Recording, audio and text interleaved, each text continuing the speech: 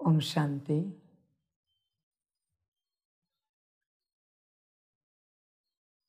मुरली का सार है मीठे बच्चे। बाप तुम्हें यह पढ़ाई जो पढ़ा रहे हैं, यही उनकी कृपा है। तुम तकदीर जगाकर आए हो भविष्य नई दुनिया में देवी देवता बनने। मीठे बच्चे, यह जो पढ़ाई है, ये पढ़ाई ही कृपा है।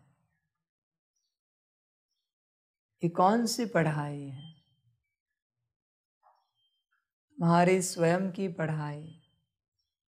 तुम कौन हो? परमात्मा की पढ़ाई। परमात्मा कौन है? ड्रामा की पढ़ाई। ड्रामा क्या है? और राजयोग की पढ़ाई, जिससे तुम आत्मा अभी जो मनुष्य तन में हो,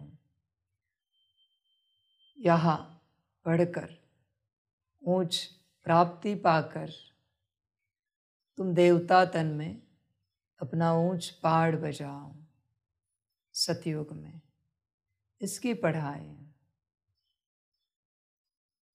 यही कृपा है बच्चे ईश्वर की। ईश्वर कोई अलग कृपा नहीं करता कभी। और क्या अलग कृपा करें? संसार के वरदान क्या दे? वो विनाशी नहीं देता कभी। वो सभी और हमेशा अविनाशी देता है। समझ है? इसलिए जो देवताएं हैं, 3 प्रमुख देवता, ब्रह्मा विष्णु शंकर, इनसे सभी विनाशी वरदान लेते हैं, कृपा मांगते हैं, अलग अलग वरदान लेते हैं इनकी तपस्या करके। पर बाप ये नहीं करता। बाप अविनाशी वरदान देता है इस पढ़ाई से।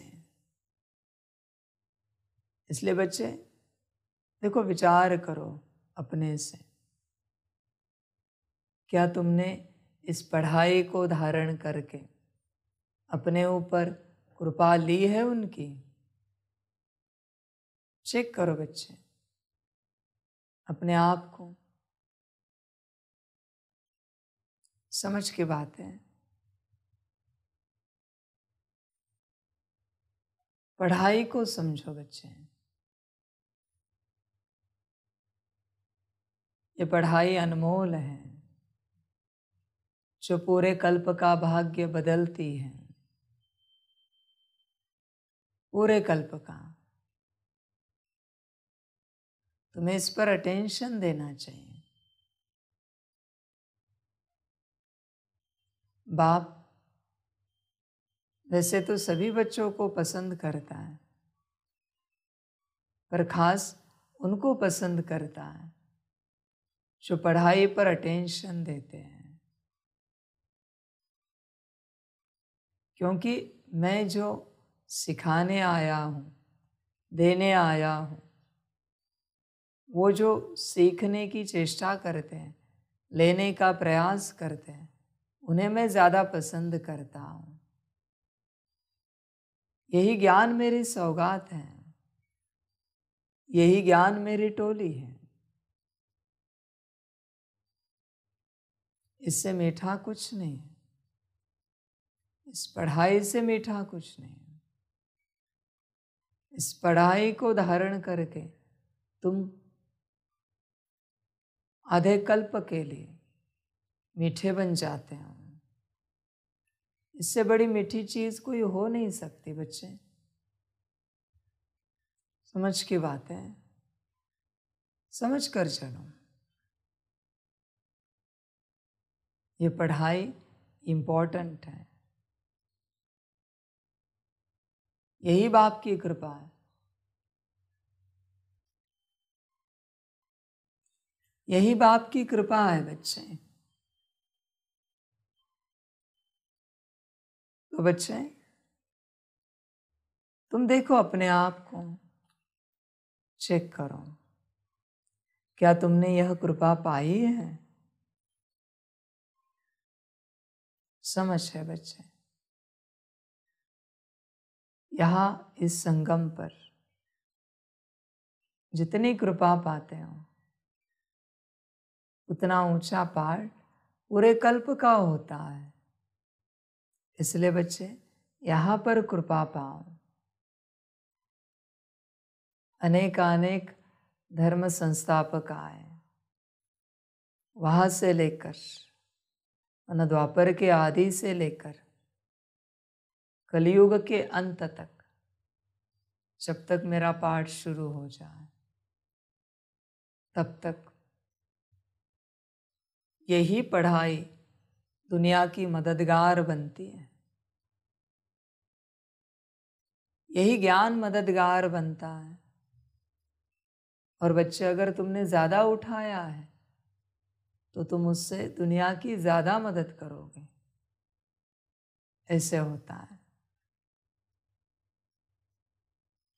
तुम उतने बड़े पैगंबर बनोगे, मैसेंजर बनोगे।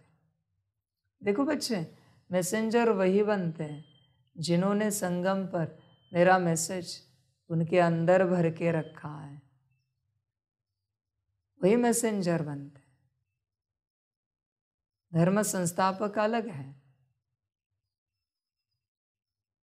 और दूसरे पैगंबर मैसेंजर अलग हैं। जिन्होंने मुझे संगम पर पहचाना कि ये ईश्वर है और यह ईश्वरीय ज्ञान है, उनके अंदर वो सारा ज्ञान भर जाता है। अभी उसका परिणाम नहीं दिखेगा, पर जैसे द्वापर शुरू होगा वो एक एक ज्ञान की बात इमर्ज होना शुरू हो जाएगी और वापस तुम दुनिया के मसीहा बनोगे, तुम दुनिया के तारणहार बनोगे इस ज्ञान के आधार से जो तुमने संगम पर भरा है। देखो बच्चे, संगम पर अगर तुम्हें पक्का निश्चय है कि यह ईश्वरीय ज्ञान है तो ही तुम ईश्वरीय मैसेंजर बन पाते हो। तुम अपने दिल को पूछो, ये बात दिल की है, दिखावे की नहीं है बच्चे, दिल की है। तुम अपने से चेक करो, तुम इस राह पर तो चल रहे हो, पर तुम्हें कितना निश्चय है कि यह ईश्वर की राह है? तुम अपने को चेक करो। देखो बच्चे, ईश्वर की राह है यह जिसे पता चले। तुम ही बताओ मुझे, अगर किसी को पता चला यह ज्ञान देने वाला ईश्वर है तो क्या वो इस ज्ञान को छोड़ेगा, धारण किए बिना रहेगा? तुम ही बताओ। वही बात है बच्चे, बात निश्चय की है। समझ रहे? और देखो बच्चे, इस सारी सृष्टि में मुझ पर निश्चय कर सके ऐसा सभी का पार्ट नहीं है। ड्रामा ही कहेंगे और कुछ नहीं। सभी मुझे पहचान सके ऐसा सभी का पार्ट नहीं है, सभी का नहीं है और हो भी नहीं सकता। मुझे पहचानना वरना बड़ी बातें हैं, बड़ी प्राप्तियां हैं। माया आसानी से तुम्हें मुझे पहचानने नहीं देती,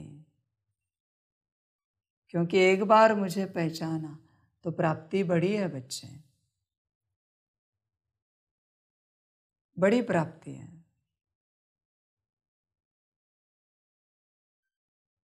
ये जल्दी किसी के बुद्धि में नहीं बैठेगा कि मैं ईश्वर हूं, मैं परमात्मा हूं,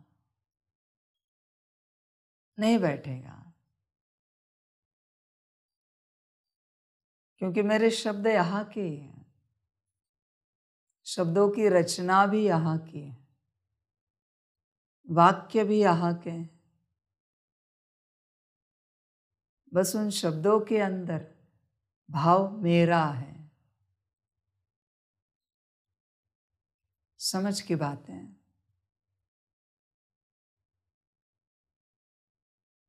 तो बच्चे, पहले तो तुम्हें ज्ञात होना चाहिए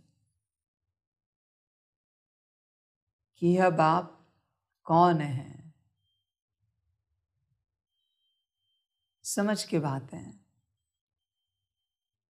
इसी से तुम्हें प्राप्ति होगी। शुरुआत यहाँ से है, उस रूप से शुरुआत तुमसे है, पर इस रूप से शुरुआत मुझसे है। मुझसे तब तक कोई प्राप्त नहीं कर सकता जब तक मुझे नहीं जानता मैं कौन हूँ, मुझे नहीं पहचानता मैं कौन हूँ। ये कलियुगी सृष्टि है, तो मुझे भी कलियुगी तन ही लेना पड़ा है, और कोई उपाय नहीं है। क्योंकि मैं अलग तन लूं तो अलग हो जाएगा सब। मुझे भी इसी सृष्टि में चलना है, रहना है और कार्य करना है। आगे जाके धर्म संस्थापक ये ना कहे कि हमने इस सृष्टि में रहकर कार्य किया, ईश्वर तो बस आए और गए। उन्होंने कब इस सृष्टि में रहकर देखा मैं कलियुग के अति में आया हूं, अति के भी अंत में आया हूं, जहां अति अति है। ऐसे समय में मैं पहाड़ बजा रहा हूं। तुमने तो आसानी से धर्म स्थापन किया, ये कह सकते हैं। तुमसे कई गुना ज्यादा मेहनत मुझे है धर्म स्थापन करने में। ईश्वर होके इतनी मेहनत है। समझ है बच्चे? तो बच्चे, ये पढ़ाई ही कृपा है। पर बच्चे, पढ़ाई को धारण करने के लिए पहले तुम्हें मुझे समझना पड़ेगा कि ये पढ़ाई पढ़ाने वाला कौन है।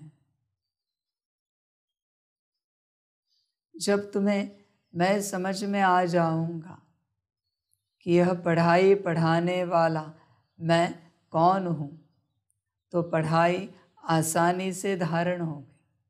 वरना कठिनाई होगी बच्चे, कठिनाई होगी, कठिन लगेगा। देखो बच्चे, अपने जीवन की यात्रा तुमने ईश्वर के संग कैसे पहाड़ बजाया, कितना आनंद लिया, कितनी खुशियां मनाई, कितनी मौज की। अपने जीवन की यात्रा को चेक करो। समझ की बात है। ईश्वर जब इस धरा पर आता है, हर किसी को मौज देता है, कराता है। बाकी आप बच्चों के ऊपर है कितनी लेनी है, आपके ऊपर है।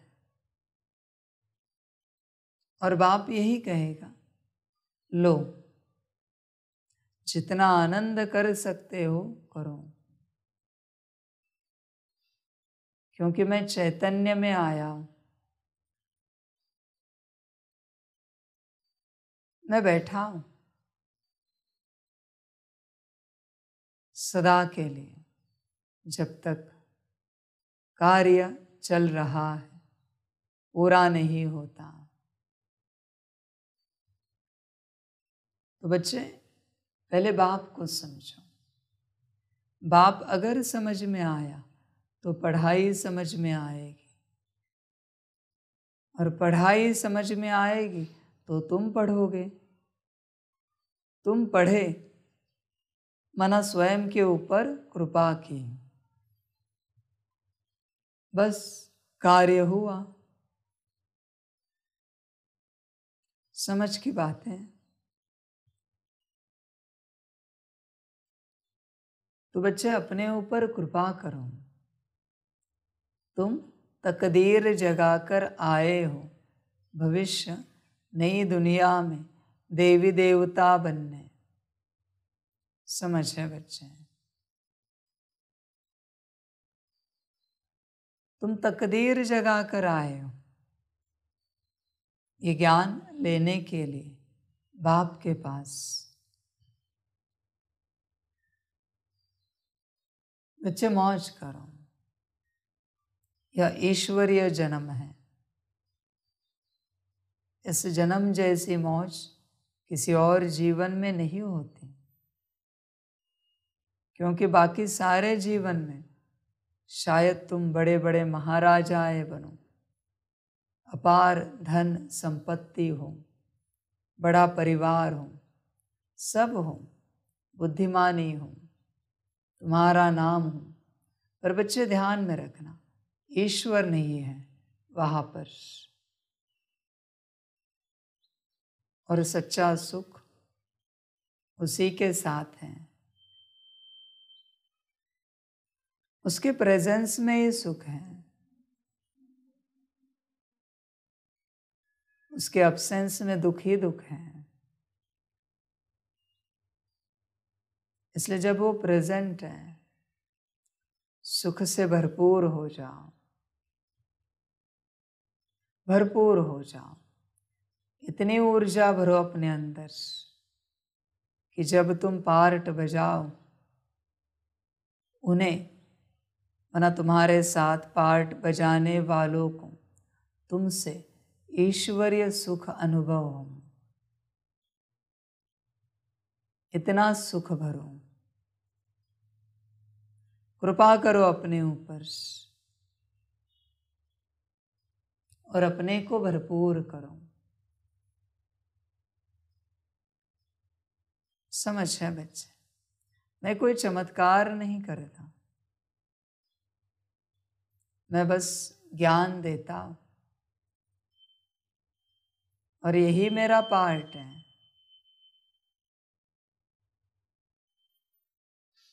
इसी प्रकार से मैं चलता हूं, बस ज्ञान देता हूं।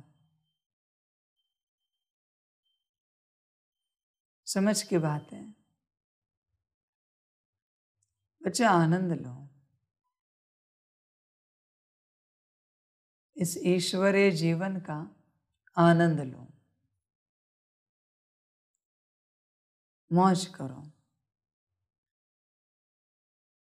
प्रश्न है, बच्चों ने बाप के सम्मुख कौन सी प्रतिज्ञा की है? उत्तर है, तुमने प्रतिज्ञा की है, बाबा आप आए हो भारत को स्वर्ग बनाने। हम आपकी श्रीमत पर चल भारत को स्वर्ग बनाने में आपके मददगार बनेंगे। पवित्र बन भारत को पवित्र बनाएंगे। बच्चे, तुम्हारी प्रतिज्ञा है, और मेरी कोई जोर जबरदस्ती नहीं है कि तुमने प्रतिज्ञा की है तो निभाओ ही। उसमें भी तुम्हारी मर्जी, तुम्हें जो अच्छा लगे। स्वयं को पवित्र बनाओ। पवित्रता का अर्थ क्या है बच्चे? पवित्रता आत्मा से शुरू होती है, वृत्ति से शुरू होती है। किसी के प्रति, किसी कण के प्रति भी जरा भी अशुद्ध वाइब्रेशंस है, माना अपवित्रता है, सबके प्रति बेहद का प्यार, हर कण के प्रति संकल्प नहीं कट कर रहे हैं हर रूप से। किसी ने तुम्हें पत्थर मारा और जिस पत्थर ने तुम्हारा खून निकाला उस पत्थर से भी प्यार, इसे कहते हैं पवित्रता। ये संपूर्ण पवित्रता है कि उस पत्थर से भी तुम प्यार करो जो लगने से तुम्हारे शरीर से खून बाहर निकला। मारने वाले से तो है ही है, पर पत्थर से भी प्यार है। इसे कहते हैं संपूर्ण पवित्रता। ऐसे धारण करो बच्चे, संपूर्ण पवित्रता। ऐसी पवित्रता जब तुम धारण करोगे तो भारत पवित्र बनेगा, स्वर्ग बनेगा, सबके प्रति बेहद का प्यार, सारे सृष्टि के प्रति। समझ है बच्चे, इसमें भी तुम्हारी मर्जी। मैं तो बस ज्ञान दे रहा हूं, तुम्हें अच्छा लगे तो धारण करना, ना लगे तुम्हें जो अच्छा लगे वो करना, बस सुखी रहना और तुम्हारी भविष्य की जीवन भी सुखी बनाना।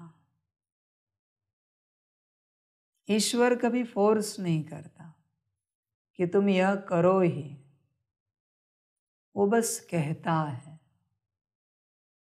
वो बस अच्छा बताता है, सिखाता है। तुम सीखो, तुम्हारी मर्जी, तुम्हें जो अच्छा लगे, तुम्हें जो ठीक लगे तुम करो। समझ की बातें बच्चों के लिए। तो बच्चे, पवित्रता माना क्या? सबके प्रति शुभ संकल्प, सबके प्रति, सारे सृष्टि के प्रति। इसे कहते हैं संपूर्ण पवित्रता। बच्चे ध्यान देना इस बात पर। गीत है तकदीर जगाकर आई हूं। ओम शांति। बच्चों ने गीत की लाइन सुनी। यह स्कूल अथवा यूनिवर्सिटी है।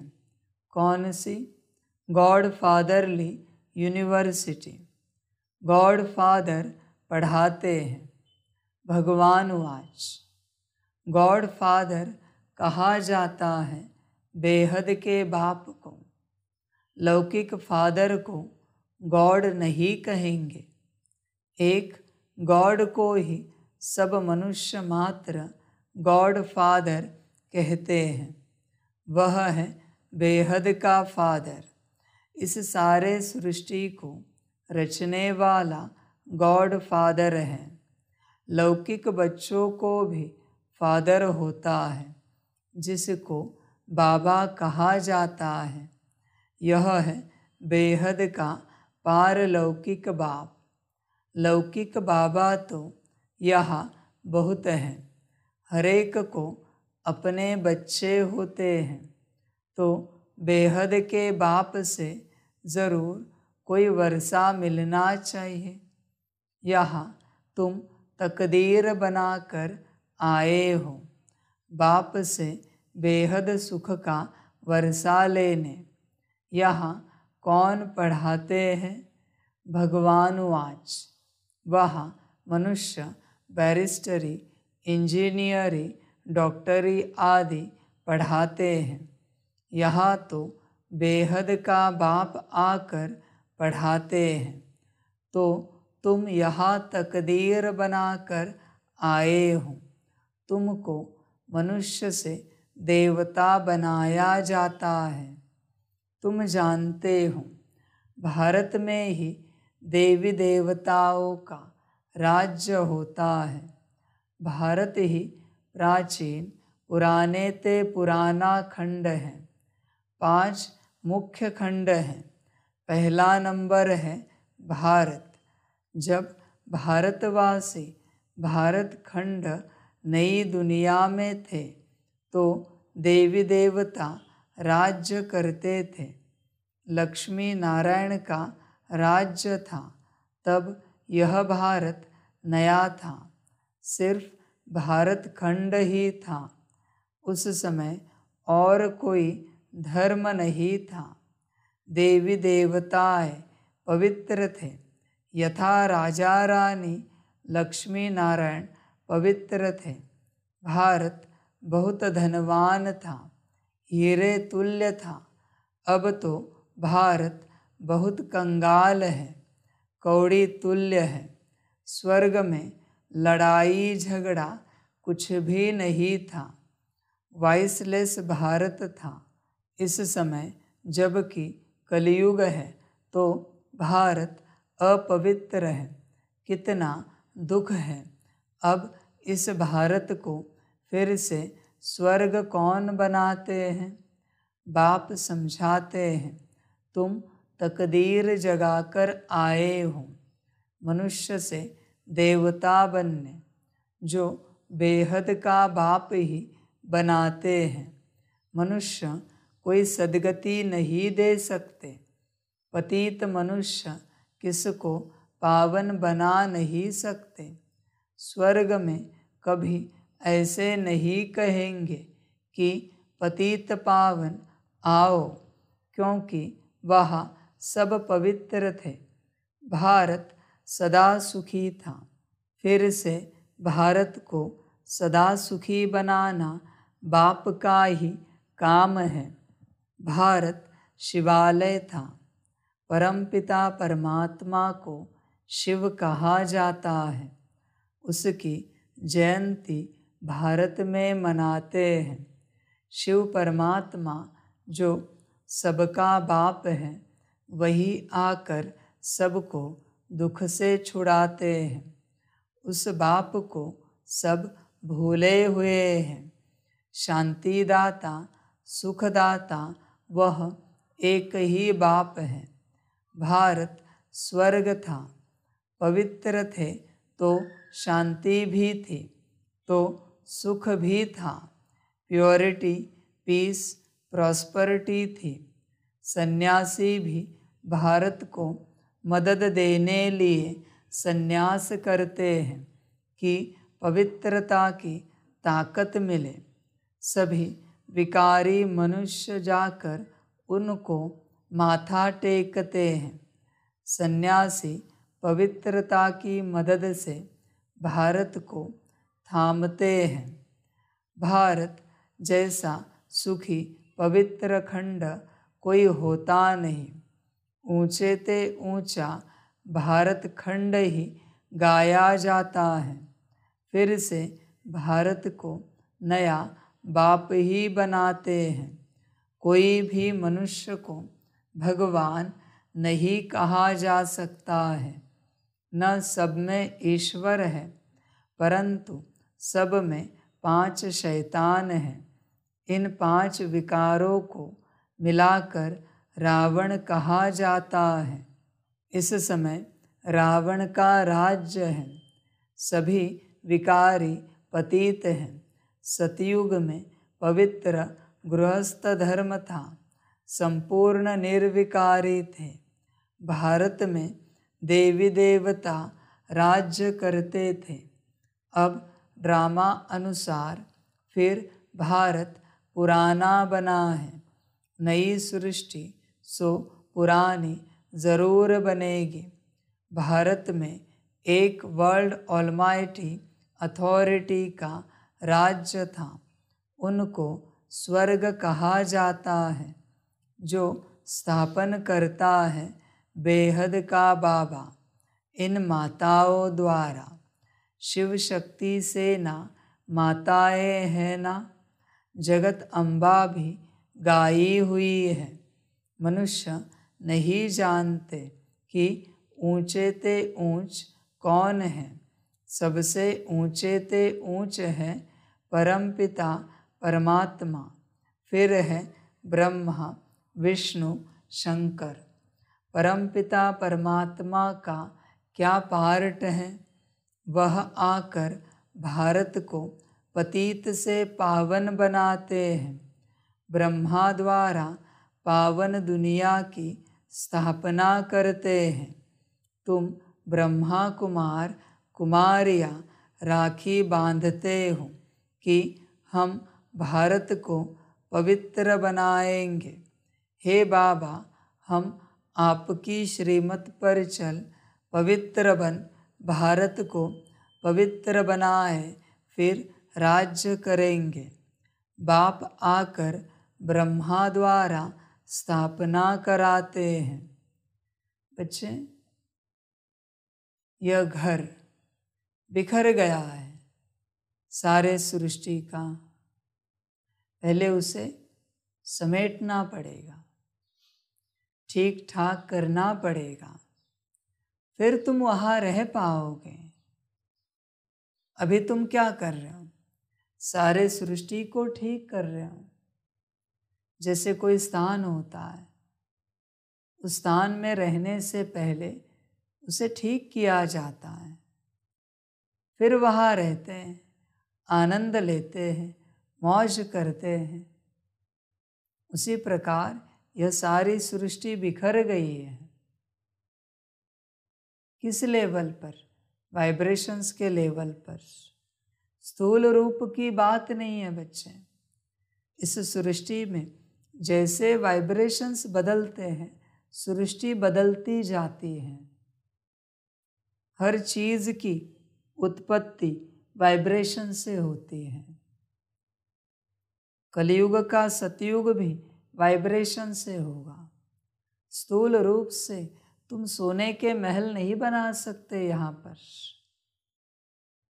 पहले सृष्टि के वाइब्रेशंस बदलने चाहिए। सूक्ष्म लेवल पर सारी सृष्टि की ऊर्जा बदलनी चाहिए।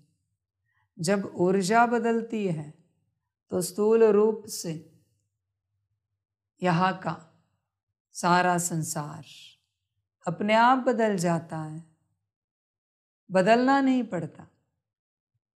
मनुष्य क्या कर रहा है? स्थूलता को बदलने का प्रयास कर रहा है। पर बच्चे, वो अज्ञानता है। स्थूलता नहीं बदल सकती। सूक्ष्म को बदलो। जैसे सूक्ष्म बदला, स्थूल अपने आप बदल जाएगा। उसे बदलने में समय नहीं लगेगा, देरी नहीं लगेगी। सूक्ष्म को बदलो। सारा कार्य सूक्ष्म लेवल पर चलता है बच्चे। सारा कार्य। ये बड़ी समझ की बात है। तुम सूक्ष्मता को देखो और इस सूक्ष्मता को सूक्ष्म ही बदल सकता है। जैसे तुम अपने कॉन्शियसनेस में चले जाओगे, अति सूक्ष्म पॉइंट ऑफ लाइट, वहाँ से जो लाइट निकलेगी इस सृष्टि में एमिट होगी। वो लाइट इस सृष्टि को बदल देगी। जो बदलने वाला है आत्मस्वरूप, उस स्वरूप में सभी को स्थित होना चाहिए। स्थूलता से कुछ नहीं बदलेगा बच्चे यहाँ पर। और प्रयास भी नहीं करो, प्रयास विफल हो जाएगा। तुम अपने अंदर स्थित हो जाओ और इस सृष्टि को सकाश दो, वाइब्रेशंस दो।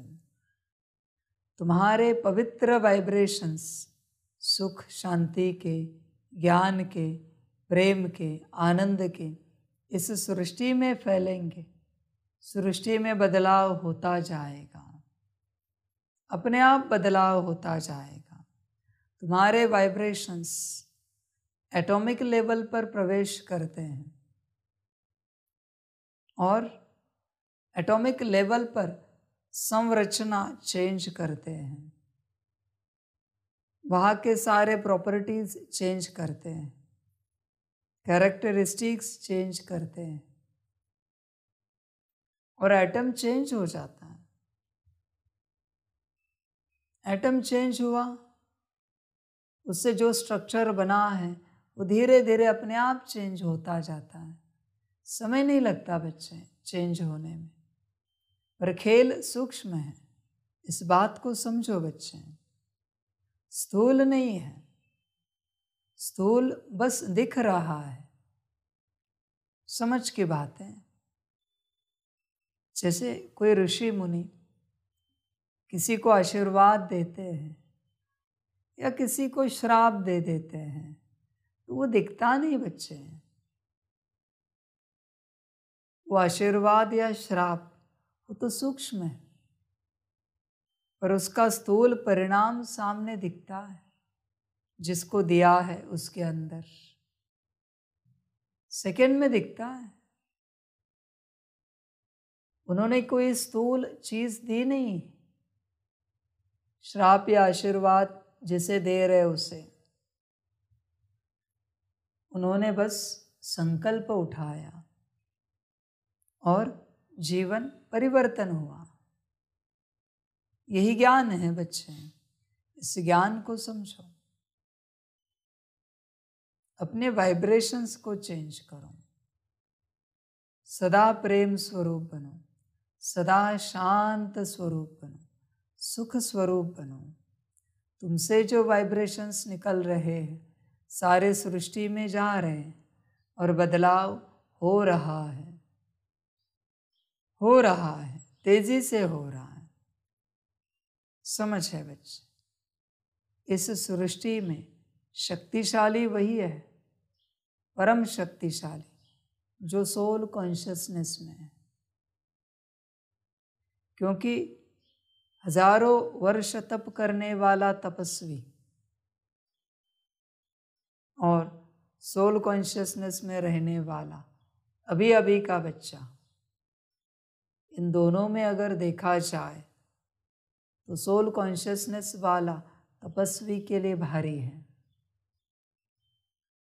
क्योंकि ये सृष्टि सोल कॉन्शियसनेस से चलती है। वहां से जो वाइब्रेशंस निकलते हैं उससे पूरी सृष्टि चलती है। तपस्वी से शायद एक देश चले, पूरी दुनिया नहीं चल सकती, पर सोल कॉन्शियसनेस से पूरी सृष्टि चलती है।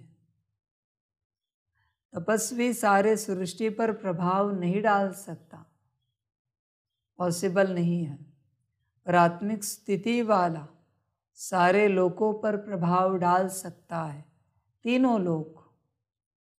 इसलिए बच्चे, बाप जो ज्ञान दे रहा है आत्मिक स्थिति का, यही ऊंचा ज्ञान है। तुम अपने स्वरूप में स्थित हो जाओ। कार्य हुआ पड़ा है, अपने आप करना नहीं पड़ता। अज्ञानी बच्चे बाहरी रूप से कार्य को करने की चेष्टा करते हैं और ज्ञानी अपने अंदर स्थित होते हैं और बस कार्य का संकल्प उठाते हैं, कार्य हो जाता है। अपने अंदर जाने से कार्य होगा बच्चे, बाहर रहने से कार्य नहीं होगा। यहाँ के कार्य की पद्धति को समझो। समझ है बच्चे, तुम बाहरी रूप से घटित करने की कोशिश कर रहे हो बच्चे, ऐसा प्रयास मत करो, और शायद हो भी जाए पर तुम्हें सफलता नहीं मिलेगी। सफलता माना खुशी उस कार्य को करने से। इसलिए बच्चे अपने अंदर स्थित हो जाओ, हमेशा सूक्ष्मता को देखो, स्थूलता में मत जाओ। बाप आकर ब्रह्मा द्वारा स्थापना कराते हैं।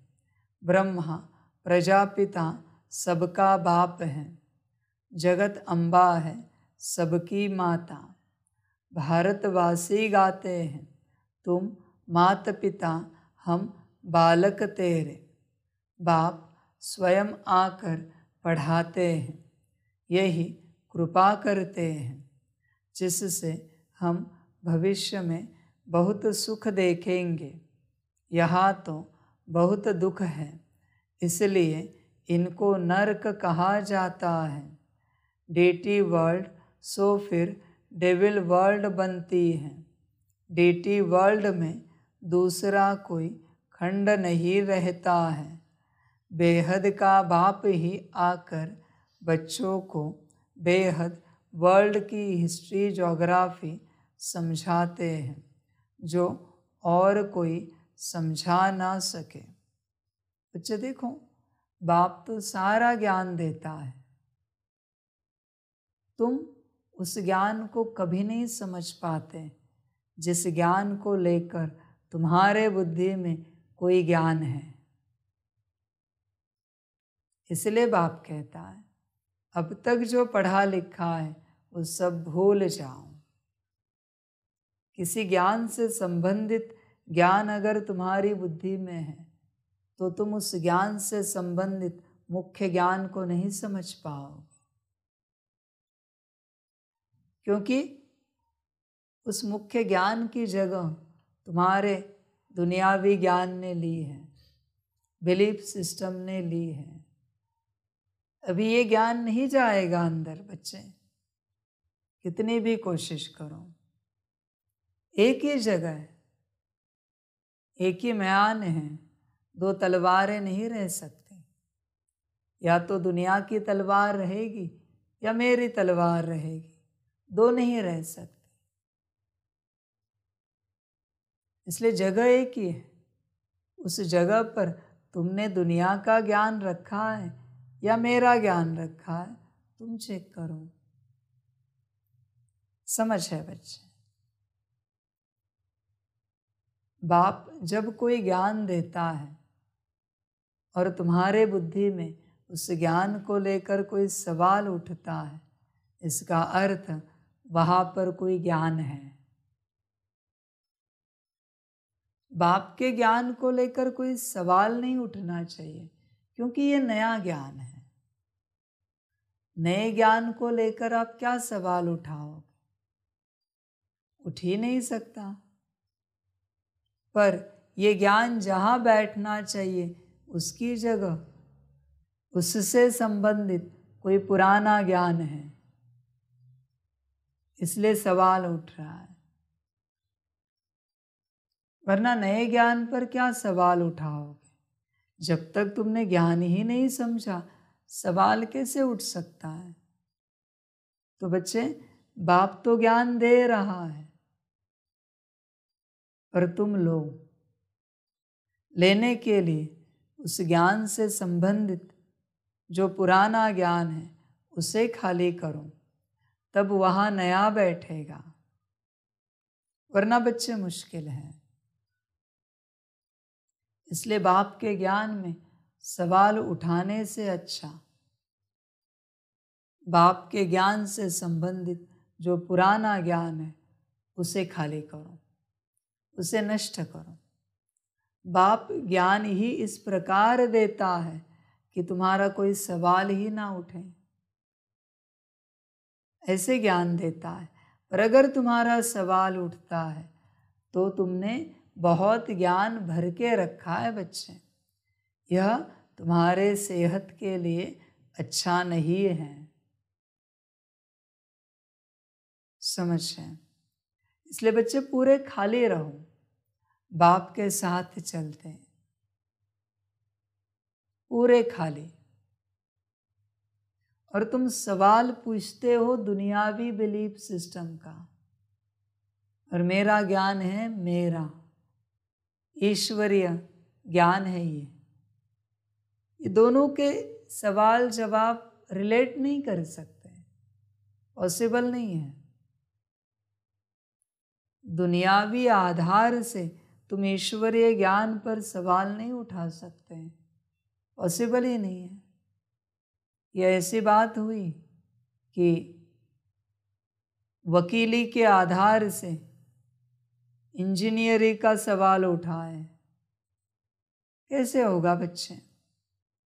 इसलिए बाप के साथ चलते कोई सवाल नहीं पूछा जाता।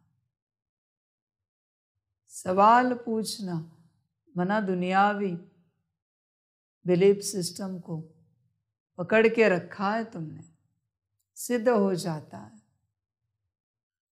बाप सत्य बता रहा है, तुमने अब तक झूठ पढ़ा है। सब कुछ तुम्हें झूठ पढ़ाया है, सत्य कुछ नहीं है। मना तुम सत्य को सिद्ध करने के लिए झूठ का सवाल उठा रहे हो, झूठ का आधार ले रहे हो। सत्य कैसे सिद्ध होगा? पॉसिबल नहीं बच्चे। तुम्हारा सवाल भी झूठ है, और जिस आधार से सवाल पूछ रहे हो वो आधार भी झूठ है। इसलिए बाप के साथ चलते बस चलना होता है, सवाल नहीं पूछना होता है। तुम कभी सेटिस्फाई नहीं हो सकते। सत्य झूठ को कैसे सेटिस्फाई कर सकता है? या झूठ सत्य को कैसे क्लैरिफाई कर सकता है? नहीं कर सकता बच्चे, पॉसिबल ही नहीं है। हाँ, तुमने बाप के ज्ञान को समझकर धारण कर उससे रिलेटेड सवाल पूछा तो बात सही है, पर तुम दुनियावी बात को लेकर सवाल पूछते हो। बाप सारा ज्ञान दे रहा है, समझ है बच्चे? इसलिए सवाल नहीं पूछो, बस चलते रहो। और ये ज्ञान लेने के भी स्टेजेस हैं, लेवल्स हैं। ऐसे नहीं कि पहले ही दिन तुम्हें अंत का ज्ञान दिया जाएगा। नहीं बच्चे, जितना शांत रहोगे उतने स्टेजेस अच्छे से क्रॉस कर पाओगे। सवाल उठा तो आगे या पीछे चले जाओगे, क्योंकि सवाल हमेशा भविष्य या भूत का उठता है, भूतकाल या भविष्य काल का। वर्तमान का सवाल कभी नहीं होता। इस बात को ध्यान से समझो। भटक जाओगे बच्चे, क्योंकि सवाल तुम्हें भविष्य में लेकर जाएगा आगे। फिर एनर्जी मिसमैच होगी, मैं वर्तमान में हूँ, या सवाल तुम्हें भूतकाल में लेके जाएगा, वापस एनर्जी मिसमैच होगी। भूतकाल की ऊर्जा से तुम वर्तमान को नहीं समझ सकते, भविष्य काल की ऊर्जा से तुम वर्तमान में पढ़ाई नहीं कर सकते। तुम्हें वर्तमान में ही रहना पड़ेगा। इसलिए सवाल नहीं पूछो। इस ज्ञान में वही बच्चे बन पाते हैं जो सवाल नहीं पूछते। वो बड़े ऊंचे चढ़ते हैं, बड़े ऊंचे। बच्चे सवाल पूछोगे, मैंने कहा ना, तुम मेरे साथ नहीं चल पाओगे। तुम आगे रहोगे या पीछे रहोगे।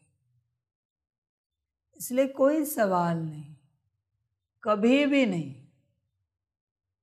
इस धारणा को अगर कर सकते हो, तुम्हारा ड्रामा हो तो धारण करो, वरना तुम्हारी मर्जी। किसी भी बात का सवाल नहीं पूछो। समझ जाए।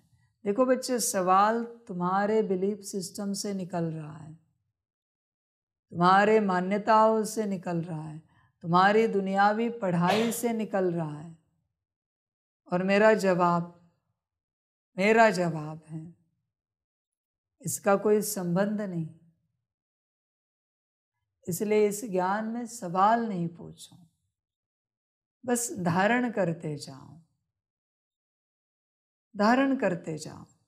बाप सारा ज्ञान दे रहा है, लेना तुम बच्चों के ऊपर है, बस लेते चलो। अपने को भरते चलो, ज्ञान लेते चलो, बड़ा आनंद आएगा बच्चे। समझ की बात है। तुम्हें पता है ये साइंस, ये स्पिरिचुअलिटी, जब तुम कोई सवाल पूछते हो, तुम्हारा पूरा तन, ब्रेन, दिमाग, मन, बुद्धि, संस्कार, गुण, शक्तियाँ, दिव्य गुण और आत्मा एक ही ऊर्जा में स्थित होते हैं उस सवाल के। उस सवाल के अलावा और उस सवाल के जवाब के अलावा तुम्हें सृष्टि दिखती ही नहीं, अनुभव होती ही नहीं। तुम स्टक हो जाते हो, अटक जाते हो एक जगह पर, एक सवाल में, क्योंकि तुम्हारी पूरी ऊर्जा एक सवाल की बनी। जब तक तुम्हें जवाब नहीं मिलता तुम बेचैन रहते हो, क्योंकि पूरी ऊर्जा एक सवाल की बनी है। अभी कठिन होता है तुम्हें चलना, खाना, पीना, उठना, बैठना, क्योंकि तुम जवाब ढूंढ रहे हो। जब तक तुम्हें जवाब नहीं मिलता वो ऊर्जा की शील्ड टूटती नहीं, तुम उसमें ट्रैप हो गए हो, अटक गए हो उस शील्ड में। जब जवाब मिलता है तो तुम कहते हो हाँ, अच्छा लगा सुनकर। क्यों अच्छा लगा? क्योंकि ट्रैप टूटा, तुम जेल से बाहर निकले, कैद से बाहर निकले। अभी तुम्हें यह संसार दिखने लगता है, भासने लगता है, अनुभव होने लगता है, वरना तुम खो गए थे एक जगह पर। सवाली हमेशा कैद में होता है, इसलिए सवाल नहीं पूछो। किसी भी प्रकार का सवाल क्रिएट ही नहीं होने दो अपने अंदर, तुम कैद हो जाओगे। तुम्हारा एक सवाल तुम्हें कैद कर लेता है, अटक कर लेता है एक सवाल।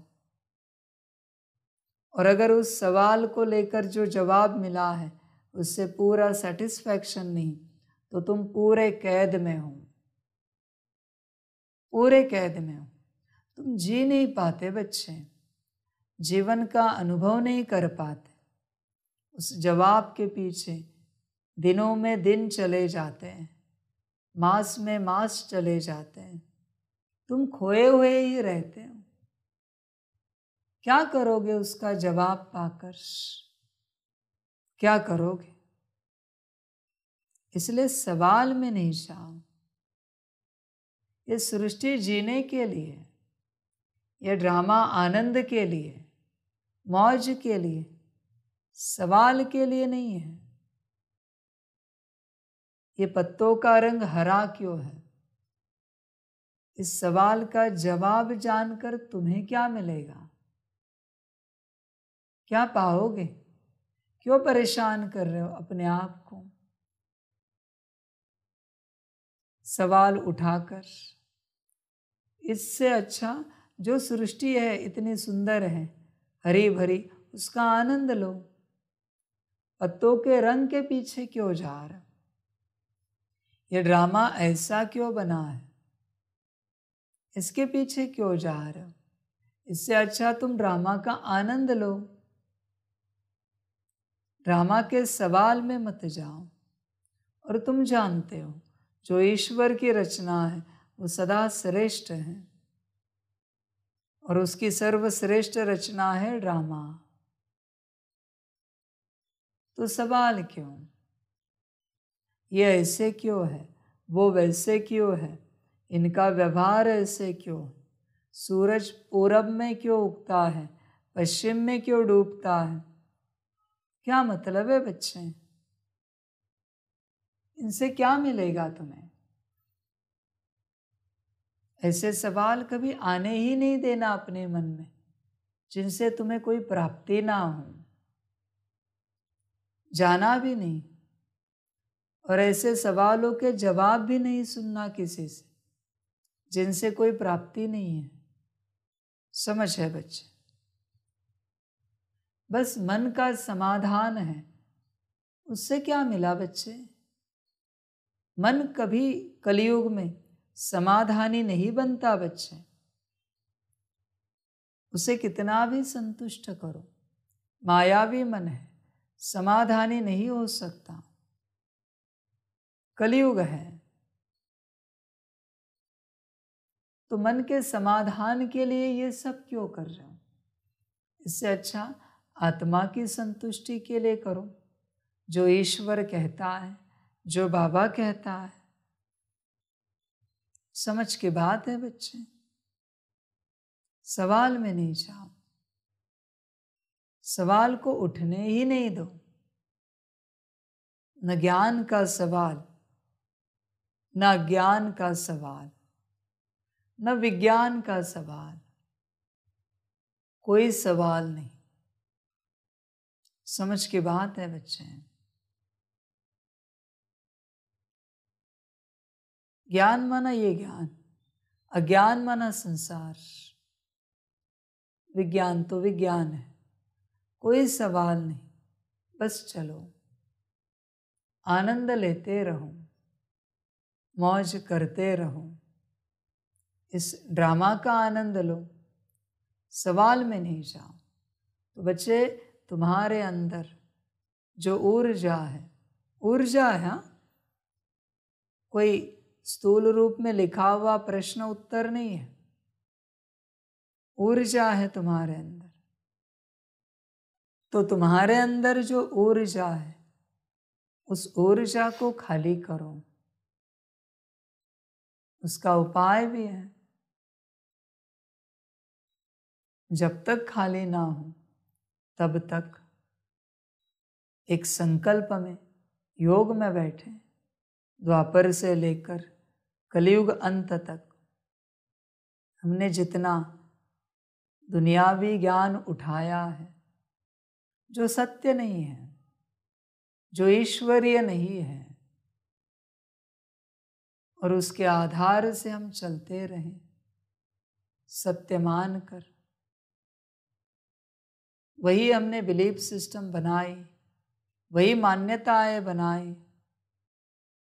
वो सारा ज्ञान और उस ज्ञान की सारी ऊर्जा बाप में समाहित करो, क्लीन करो, क्लीनिंग करो अपनी। और ध्यान में रखना, जब बाप सम्मुख हैं तो बाप को दुनियावी आधार से सवाल नहीं पूछना। बाबा, पर हमने तो ये सुना था। बच्चे, ये दुनियावी आधार है। दुनियावी आधार पर बाप को सवाल नहीं पूछा जाता। मैंने कहा ना, तुमने झूठ सुना, तुम्हें झूठ पढ़ाया, झूठ समझाया। अभी झूठ का मैं क्या उत्तर दूं? झूठ की मैं क्या समझाने दूं? समझ की बात है। तो बाप जो समझा रहा है वो कोई और नहीं समझा सकता, क्योंकि किसी के पास ये ज्ञान नहीं है, सिर्फ बाप के पास है। इसलिए अपना दिमाग खाली करो, बुद्धि को खाली करो। दुनियावी संस्कार, बिलीफ सिस्टम खाली करो, और बाप जो शिक्षाएं दे रहा है उससे अपने को भरपूर करो, भरते जाओ। तुम बच्चे बेहद के बाप से प्रतिज्ञा करते हो, हे बाबा, आप आए हो भारत को स्वर्ग बनाने। हम श्रीमत पर चल भारत को स्वर्ग अथवा श्रेष्ठ बनाए, फिर उन पर राज्य करेंगे। इसको राजयोग की शिक्षा कहा जाता है।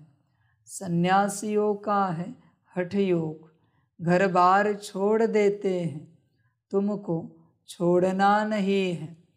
इस पुरानी दुनिया को भूलना है, तुम अब नई दुनिया में जाने वाले हो। बाप गाइड बनकर आए हैं, वह है लिबरेटर, सबको दुखों से छुड़ाने वाला। शिव बाबा का भारत है बर्थ प्लेस। सोमनाथ का मंदिर भी यहाँ है। मनुष्य यह भूल गए हैं कि भारत बड़ा तीर्थ है। सभी मनुष्यों का बाप जो सुख शांति देते हैं, उनका बर्थ प्लेस है। सबको भारत में आकर शिव के मंदिर में शिव को नमन करना चाहिए। सबसे श्रेष्ठ मत है भगवान की। श्री श्री शिव बाबा बेहद का सुख देने वाला है। सुख मिलता है बाप से, विनाश सामने खड़ा है।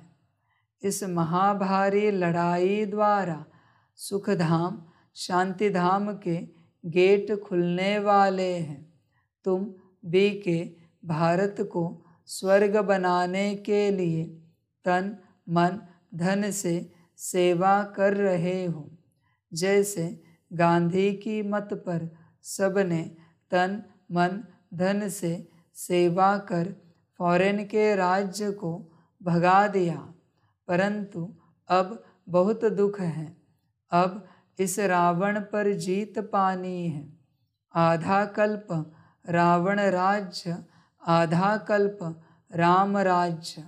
द्वापर से लेकर देह अभिमान में आने से बाप को भूल जाते हैं और बाप को न जानने कारण लड़ते झगड़ते रहते हैं। तो भारतवासी जब दुखी हो जाते हैं तब ही बाप आते हैं बच्चों की किस्मत जगाने। यहाँ अंधश्रद्धा की कोई बात नहीं, यह तो पढ़ाई है। बाप ही आकर सारी नॉलेज देते हैं, क्योंकि वह नॉलेजफुल है। कहते हैं मेरे में सारे चक्र का ज्ञान है। सतयुग में लक्ष्मी नारायण का राज्य था, फिर राम सीता का राज्य था। शेर बकरी इकट्ठे जल पीते थे, यथा राजा रानी तथा प्रजा। धर्म का उपकार था, अब तो घर घर में दुख है। बाप आकर सभी को सुखी बनाते हैं। तुम भारत माता शक्ति सेना हो, यह मंदिर तुम्हारा है। अब तुम राजयोग में बैठे हो। इसको राजयोग की पढ़ाई कहा जाता है। तुमको गॉड फादर पढ़ाते हैं। बाप ही आकर तुम माताओं द्वारा सबकी किस्मत जगाते हैं। वंदना की जाती है परमपिता परमात्मा की। देवताओं की भी वंदना करते हैं। पतित मनुष्य सन्यासियों की भी वंदना करते हैं। तुम माताओं के लिए कहा जाता है वंदे मातरम। तुम माताओं द्वारा ही भारत स्वर्ग बनता है। पवित्रता बिगर सुख मिल नहीं सकता। जो बाप का बनेंगे, बाप को याद करेंगे और संग तोड़ एक संग जोड़ेंगे, वही शिव बाबा के पास चले जाएंगे। भारत में ही बाप अवतार लेते हैं। तुम कितने दुखी थे, कितने बच्चे आए हैं यहाँ सुख पाने के लिए। तुम सब की रूहानी सोशल सर्विस करते हो। तुम हो गुप्त सेना जो रावण पर जीत पाकर स्वर्ग के मालिक बनते हो। निराकार बाप निराकार आत्माओं से बात करते हैं। आत्मा ऑर्गन्स द्वारा सुनती है। आत्मा में 84 जन्मों के संस्कार हैं। पहले वाले 84 जन्म लेते हैं, पिछाड़ी वाले कम लेंगे। भारत सिर ताज था, भारत ही कंगाल बना है, फिर सिर ताज बन रहा है। यह वही लड़ाई है जो 5000 वर्ष पहले लगी थी, जिससे भारत स्वर्ग बना था। तुम्हारी है राजयोग की पढ़ाई, सन्यासियों का है हठ योग। तुम बच्चों को पुरानी दुनिया को भूल एक बाप को याद करना है। योग अग्नि से ही तुम्हारे पाप कट जाएंगे और कोई पावन बनने का उपाय नहीं है। अच्छा, मीठे मीठे सिकिलधे बच्चों प्रति माता पिता बाप दादा का याद प्यार और गुड मॉर्निंग। रूहानी बाप की रूहानी बच्चों को नमस्ते। रूहानी बच्चों की रूहानी माता पिता बाप दादा को परम गुना पदम की भी पदम पदम पदम गुना याद याद गुड मॉर्निंग और नमस्ते नमस्ते नमस्ते। अच्छा, ओम शांति। रात्रि क्लास 28/6/68। यहाँ सभी बैठे हैं, समझते हैं कि हम आत्माएं हैं। बाप बैठा है। आत्मा अभिमानी हो बैठना इसको कहा जाता है। सभी ऐसे नहीं बैठे हैं कि हम आत्मा हैं, बाबा के सामने बैठे हैं। अब बाबा ने याद दिलाया है तो स्मृति आएगी, अटेंशन देंगे। ऐसे बहुत हैं जिनकी बुद्धि बाहर भागती है। यहाँ बैठे भी जैसे कि कान बंद हैं, बुद्धि बाहर में कहाँ न कहाँ दौड़ती रहती है। बच्चे जो बाप की याद में बैठे हैं वे कमाई कर रहे हैं। बहुतों का बुद्धि योग बाहर में रहता है, वह जैसे कि यात्रा में नहीं है, टाइम वेस्ट होता है। बाप को देखने से भी बाबा याद पड़ेगा। नंबरवार पुरुषार्थ अनुसार तो है ही, कोई कोई को पक्की आदत पड़ जाती है। हम आत्मा हैं, शरीर नहीं है। बाप नॉलेजफुल है तो बच्चों को भी नॉलेज आ जाती है। अभी वापस जाना है, चक्र पूरा होता है। अभी पुरुषार्थ करना है, बहुत गई थोड़ी रही। इम्तिहान के दिनों में भी बहुत पुरुषार्थ करने लग पड़ेंगे। समझेंगे नहीं तो नापास हो जाएंगे, पद भी बहुत कम हो जाएगा। बच्चों का पुरुषार्थ तो चलता ही रहता है।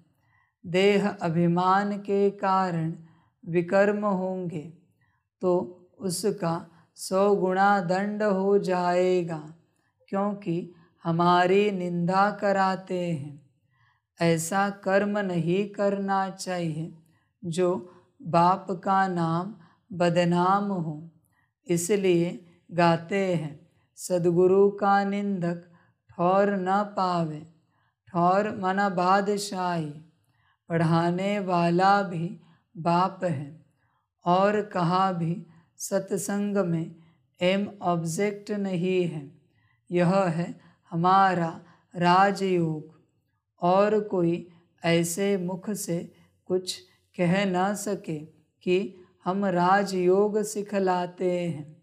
वह तो समझते हैं शांति में ही सुख है। वहाँ तो न दुख न सुख की बात है, शांति ही शांति है।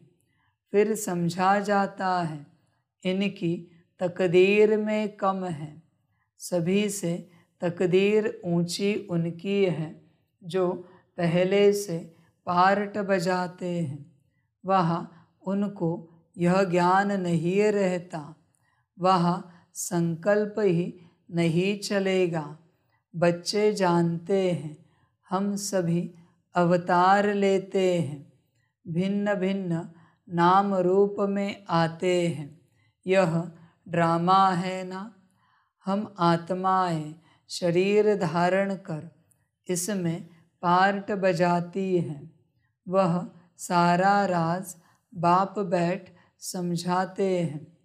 तुम बच्चों को अंदर में अतीन्द्रिय सुख रहता है, अंदर में खुशी रहती है। कहेंगे यह देही अभिमानी है। बाप समझाते भी हैं तुम स्टूडेंट हो, जानते हो हम देवता स्वर्ग के मालिक बनने वाले हैं। सिर्फ देवता भी नहीं, हम विश्व के मालिक बनने वाले हैं। यह अवस्था स्थायी तब रहेगी जब कर्मातीत अवस्था होगी। ड्रामा प्लान अनुसार होनी है ज़रूर। तुम समझते हो हम ईश्वरीय परिवार में हैं। स्वर्ग की बादशाही मिलनी है ज़रूर। जो सर्विस बहुत करेंगे उनको ऊंच पद मिलेगा। हम कम पद पाएंगे, यह अंदर में रहेगा।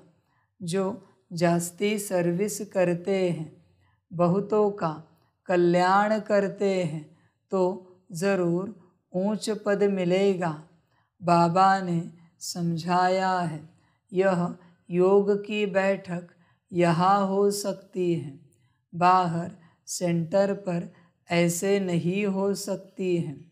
4 बजे आना, निष्ठा में बैठना वहाँ कैसे हो सकता है? नहीं, सेंटर में रहने वाले भल बैठे, बाहर वाले को भूले चूके भी कहना नहीं है। समय ऐसा नहीं है, यह यहाँ ठीक है। घर में ही बैठे हैं, वहाँ तो बाहर से आना पड़ता है। यह सिर्फ यहाँ के लिए है। बुद्धि में ज्ञान धारण होना चाहिए। हम आत्मा हैं, उनका यह अकाल तख्त है। यह आदत पड़ जानी चाहिए। हम भाई भाई हैं, भाई से हम बात करते हैं।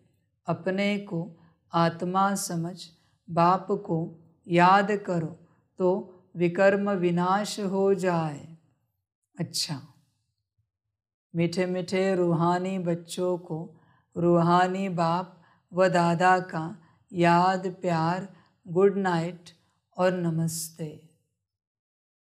रूहानी बच्चों की रूहानी माता पिता बाप दादा को पदम गुना पदम की भी पदम पदम पदम गुना याद, प्यार, गुड नाइट और नमस्ते नमस्ते नमस्ते।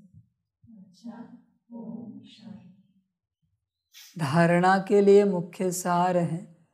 1 नंबर, अपने तन मन धन से रूहानी सोशल सेवा करनी है। रावण पर जीत पाकर भारत को स्वर्ग बनाना है।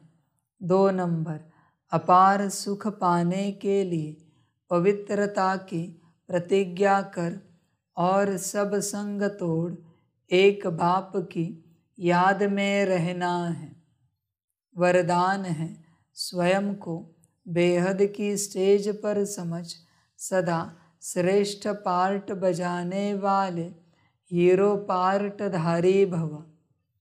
आप सब विश्व के शोकेस में रहने वाले शो पीस हो। बेहद की अनेक आत्माओं के बीच बड़े ते बड़ी स्टेज पर हो। इसी स्मृति से हर संकल्प, बोल और कर्म करो कि विश्व की आत्माएं हमें देख रही हैं। इससे हर पार्ट श्रेष्ठ होगा और हीरो पार्टधारी बन जाएंगे। सभी आप निमित्त आत्माओं से प्राप्ति की भावना रखते हैं तो सदा दाता के बच्चे देते रहो और सर्व की आशाएं पूर्ण करते रहो। स्लोगन है, सत्यता की शक्ति पास हो तो खुशी और शक्ति प्राप्त होती रहेगी। बच्चे, सत्यता की शक्ति क्या है? तुम सत्य आत्मा, मैं सत्य परमात्मा। सत्यता की शक्ति है सदा मैं और मेरा बाबा, कंबाइंड स्वरूप। ये सदा पास है, माना सदा तुम इस स्वरूप में स्थित हो तो खुशी और शक्ति अपने आप मिलेगी। बाकी बाहर क्या सत्यता की शक्ति को खोजना। मैं आत्मा और मेरा बाबा, समझ की बात है बच्चे। सदा इस स्वरूप में, कंबाइंड स्वरूप में स्थित हो जाओ और खुशी में रहो, मौज में रहो, आनंद में रहो। अच्छा, ओम शांति। सभी बच्चों के लिए माता पिता, बाप दादा और शिव बाप की तरफ से टोली स्वीकार हो। टोली खाओ और सदा अपने सत्य स्वरूप में स्थित रहो और मौज करो, मौज मनाओ, खुशी में रहो। अच्छा, ओम शांति।